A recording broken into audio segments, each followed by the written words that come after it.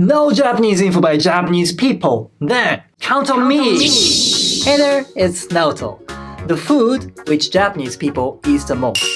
What comes to your mind? Rice seems to be a good answer.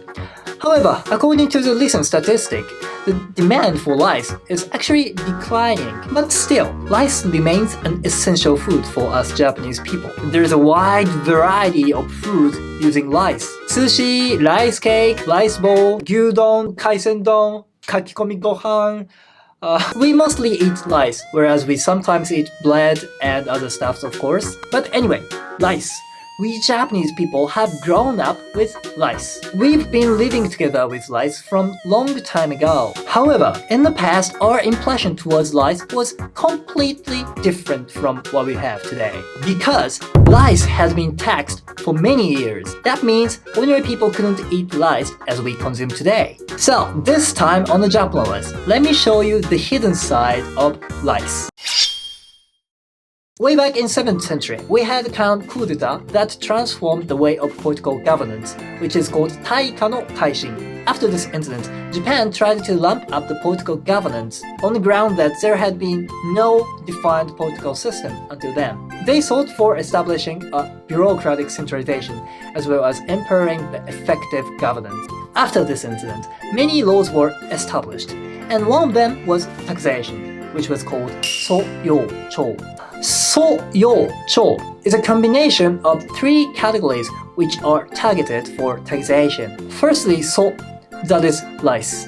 Yo is either to dedicate publics or to work for 10 days. And finally, Cho is to dedicate specialty from each district, such as silk. At such time, most of the people were farmers, and they were compelled to dedicate those three categories of taxation.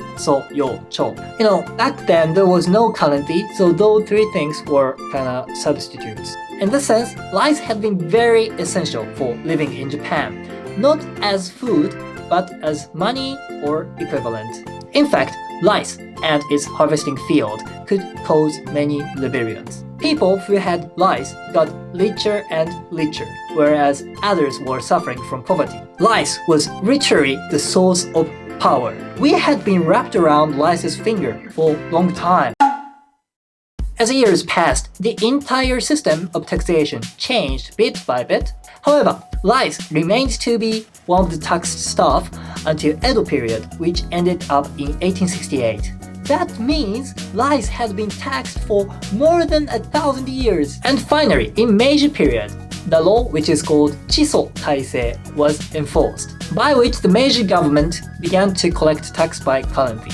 What's interesting is, in Edo periods, there were already currency used by people. However, rice was still dedicated as tax. Well, actually, currencies were also collected at the same time, but rice was, so to say, the vital source for government's revenue. The thing we can assume from this fact is, rice had been not so ordinary food as we consume today. By all means, people ate rice, but that was not polished and amount was so tiny. One theory holds that it was not until Meiji period, which is just 200 years ago today, that people began to eat white and polished rice as daily food. Before that, especially white polished rice was a kind of food for nobles. Rice was not a kind of daily food, it was rather a thing to be dedicated.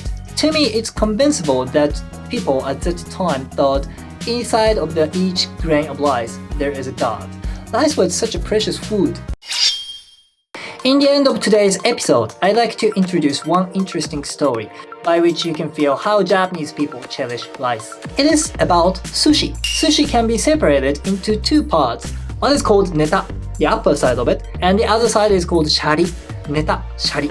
The meaning of shari is remarkable. Shari means form of Buddha. Japan is a country that has Buddhism and Shintoism simultaneously, so Buddhas and gods are living together. Now you can see how precious rice was. So that's the end of today's episode. Thank you for watching to the end. Don't forget to subscribe and leave likes and comments.